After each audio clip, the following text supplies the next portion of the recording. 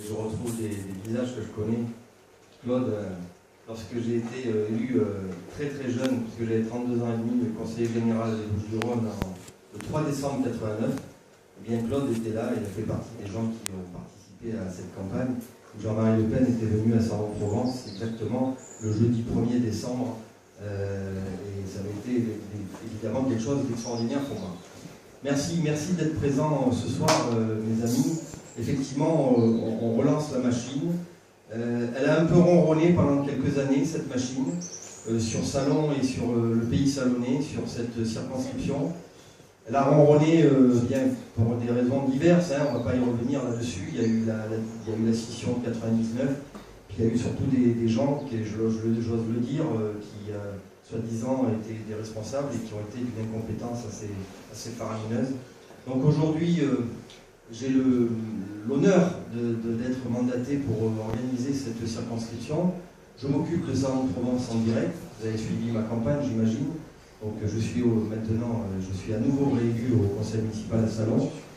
Dans ces villages et villes de la circonscription, eh bien, jusqu'à aujourd'hui, effectivement, il y a des électeurs, mais il n'y a pas de structure. Donc j'ai demandé à Marc d'avoir la gentillesse et de reprendre le flambeau. Donc il va le faire, il le fait. On a démarré, on a officialisé les choses au mois de mai, début juin, dans la presse, d'ores et déjà. Il a fallu un petit peu de temps, l'été passé, pour pouvoir organiser et relancer la machine. Cette circonscription, je vous le rappelle, elle part de Salon, elle prend Cornillon, Lançon, Lafargue, Louvain-Tabrin, Coudouce, Pélissane, Ouron, Lavardin, Berre, Rognac et Saint-Chamas, je n'en ai pas oublié. Elle représente quelque chose qui est important pour moi, parce qu'elle représente l'ancien canton de Salon sur lequel j'avais été élu. On a nommé ici Marc Pujol, Claude Janté, qui est une dame à Pélissane, notre ami qui a beaucoup œuvré déjà depuis quelques mois, Jean-Marie Vérani, qui était un jeune militant que j'ai connu à 16 ans, mais qui en a le double maintenant, et qui est responsable de Rognac. Notre ami Alex Benvenuti, qui s'excuse ce soir, parce qu'il a eu un décès dans sa famille, mais qui est responsable de l'affaire Les Oliviers. Et au fur et à mesure, on va essayer de remplir le vide, entre guillemets. C'est bien gentil d'avoir des électeurs, mais si on n'a pas de structure, on n'y arrivera pas. L'exemple flagrant, c'est, vous savez, au lendemain d'un deuxième tour, on fait des scores extraordinaires dans le premier tour, on fait des scores extraordinaires dans les deuxièmes tours, et au lendemain des deuxièmes tours, on dit, on a fait 49%, on a fait un score, c'est merveilleux ce qu'on a fait. On a perdu. Voilà. Et moi, je ne le veux plus. Je le veux plus, et nos chefs, Stéphane Ravier, sénateur maintenant, Marine Le Pen, ma présidente, notre présidente, je veux plus qu'on ait ces lendemains de deuxième tour où l'on dit on a fait un score extraordinaire, merveilleux. On n'a pas gagné. Et pourquoi on n'a pas gagné? Parce que alors je vais employer un grand terme, mais ça fait rien, c'est samedi soir. L'effort est inversement proportionnel au résultat. C'est-à-dire que le gros de l'effort, c'est pour le petit bout de résultat, des 4, des 2, 3, 1 demi-point, qui au bout du compte nous fait gagner. Parce que le gros de la masse, les 30%, les 40%, on l'a vu aux élections européennes, on l'a rappelé, 40%, 47% à Berre alors qu'on n'a pas un adhérent, on n'a pas un mec qui tient un bureau, rien du tout, 47%, tout seul, comme ça. Mais ça ne suffit pas. L'élection européenne est à un tour, au scrutin proportionnel, c'est très bien. Mais ça ne suffit pas dans un scrutin majoritaire. Et je ne veux plus, nous ne voulons plus que nous soyons les perdants avec des scores magnifiques. Je peux vous assurer, moi, au lendemain, Claude était encore dans le giron à l'époque, au lendemain de la cantonale de 94, lorsque je remets en jeu mon mandat, où je suis seul contre le monde entier. Et à l'époque, c'était RPR, EDF, PS, PC, les Verts, les Martiens, tout ce que vous voulez.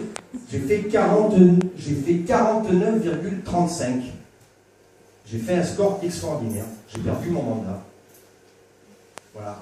Et ce qui compte au bout du compte, c'est de gagner des élections. Parce que si on n'est pas dans les assemblées, on ne peut pas développer nos idées, on ne peut pas contrôler ce que les autres font, même quand on est dans l'opposition. On ne peut pas amener nos pierres à l'édifice, on ne peut pas donner intelligemment nos coups de gueule, et on ne peut pas nécessairement amener pousser les propositions, amener nos adversaires, ou en tout cas, même si certains vont dans le bon sens, prennent des mesures locales dans le bon sens, ben, les amener jusqu'au bout, les piquer, etc. On n'est pas là, on n'existe pas. Et vous savez, c'est la dégringolade quand on n'est pas dans les assemblées, c'est-à-dire qu'on n'a pas de moyens, on n'a pas de bureau, on n'a pas de collaborateurs, on n'a pas de tribune dans le journal de l'assemblée régionale, départementale, machin. On est invisible. Alors quand on a des personnes qui ont été au-dessous de tout, je le dis clairement, de toute façon je leur ai dit en face, donc c'est pas un problème, pendant 12 ans, et qui en plus n'étaient pas élus, vous imaginez bien que non seulement ils n'ont rien fait, mais ils ont attendu que ça se passe. Et aujourd'hui, il y a tout à faire. Alors, la promesse que je vous fais, comme disait Churchill, je vous promets du sang et de larmes. Enfin, du sang, j'espère pas, mais en tout cas du travail, beaucoup. On va vite revenir dans les élections, hein. Il y a les départementales, puisqu'on va les appeler maintenant comme ça, hein, les élections cantonales au mois de mars. Bon, on ne sait pas exactement dans quelles conditions, puisqu'on a un gouvernement qui est au-dessous de nous, mais ça va vite arriver. Donc tout ça pour vous dire que dans chaque village, et à Salon de la même manière, on essaie de mettre en place la même organisation. La même organisation, qu'est-ce que c'est? C'est un responsable, un patron de village. Un patron de village avec des responsables de quartier. Hein, après, moi, je ne connais pas l'ensemble, enfin, je connais l'ensemble de ces communes, mais je ne les connais pas. Je veux dire, il y a des quartiers traditionnels qui sont découpés. À l'intérieur de ces quartiers, un responsable de quartier, c'est-à-dire les adjoints directs du responsable. Et autour de ces personnes, autour de ces adjoints, eh bien 4-5 personnes qui œuvrent dans le quartier, mais dans le quartier. Évidemment, si nous y arrivons dans cette organisation, avec l'ensemble des 13 communes au bout du compte, eh bien, au lieu d'avoir 20-30 personnes qui font tout le temps et qui se tuent à tout faire, on va avoir 160 personnes qui feront peu, mais souvent, et qui ne s'useront pas. On l'a vu pendant la campagne des municipales, hein, il y a Pierre Brion est là, Philippe Gauthier, Agnès, qui était sur ma liste, Agnès Valle. Évidemment, on est allé à l'essentiel, c'est-à-dire qu'il a fallu accélérer les choses. Le moindre document que nous avons fait, j'ai distribué en gros entre tout avec les documents officiels à Salon 200 000 documents. Hein, voilà, fermez le banc. Bien, allez, je parle devant témoin, c'est au moins 15 personnes maximum qui ont tout fait tout le temps. Alors ça peut être momentané, 2 mois, 3 mois dans une campagne, et quand on met en place une campagne électorale, ça ne peut pas marcher tout au long de l'année, c'est pas possible. On a nos vies, nos métiers, moi je suis cadre à la chambre de commerce, hein, nos familles, nos enfants, nos petits-enfants, ça ne peut pas fonctionner, c'est pas possible. Donc, l'idée de départ, et on en discute, on se voit tous les 15 jours, on a une réunion de travail tous les 15 jours. L'idée de départ, c'est justement d'avoir cette organisation un peu pyramidale. J'invente rien, on n'a rien inventé. Hein. Évidemment, on réinvente l'eau chaude, tout simplement. Mais le problème, c'est que ça ne s'est jamais fait. Au préalable, nous avions des organisations comme un responsable avec un responsable d'affichage, un responsable de tractage, et puis 4-5 personnes. Et au bout du compte, tout le monde ne me dira pas le contraire, il y avait toujours les 4-5 personnes qui se tapaient tout le temps. En gros, voilà. Et ça c'est pas possible que ça puisse continuer comme ça. Donc voilà, je vous demande amicalement de travailler autour de notre ami Marc et de son épouse Christiane, de façon à mettre en place cette organisation à Alençon. Chacun va s'occuper, chacun va balayer devant sa porte. Donc nous, on est à Alençon, on va travailler, vous allez couper le village en morceaux, et ce village, eh bien, chacun va prendre un petit bout de responsabilité du village, de façon à ce qu'on puisse avoir une organisation pérenne, légère, rapide, et que chacun trouve sa place. Voilà, ça sera répertorié, noir sur blanc, chacun saura ce qu'il a à faire, quel bout de quartier, quel bout de truc au bout du compte, et de façon à ce que tout le monde trouve sa place, tout le monde ait sa responsabilité, et qu'on ait surtout une efficacité la plus rapide. Voilà, donc en ce qui me concerne, moi je suis très heureux que Marc ait accepté, hein, et que les autres amis aient accepté aussi dans le village. Chaque village a son histoire. Ici, Lançon, ben, c'est un peu particulier parce qu'on a On a une partie qui est vachement excentrée, hein, on y est d'ailleurs, hein, une autre qui est encore plus excentrée puisqu'elle est de l'autre côté de la colline, et puis le village et qui s'étend un peu vers la route de Mirna. Donc les quartiers sont vite déterminés ici, mais il n'empêche qu'il faut les couvrir, il faut qu'il y ait plusieurs personnes par quartier sous la responsabilité d'un responsable de quartier.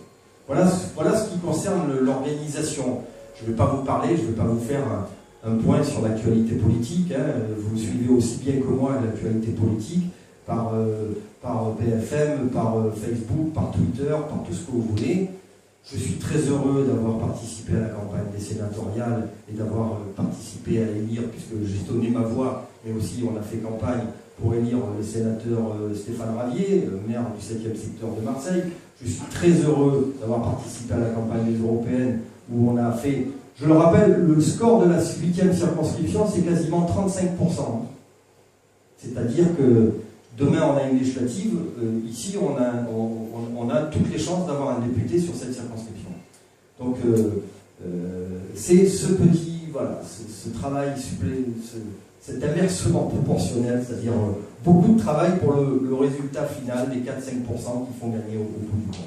Voilà, je vous souhaite beaucoup de courage. N'hésitez pas à adhérer au Front National. Hein. C'est bien d'être sympathisant, c'est très bien.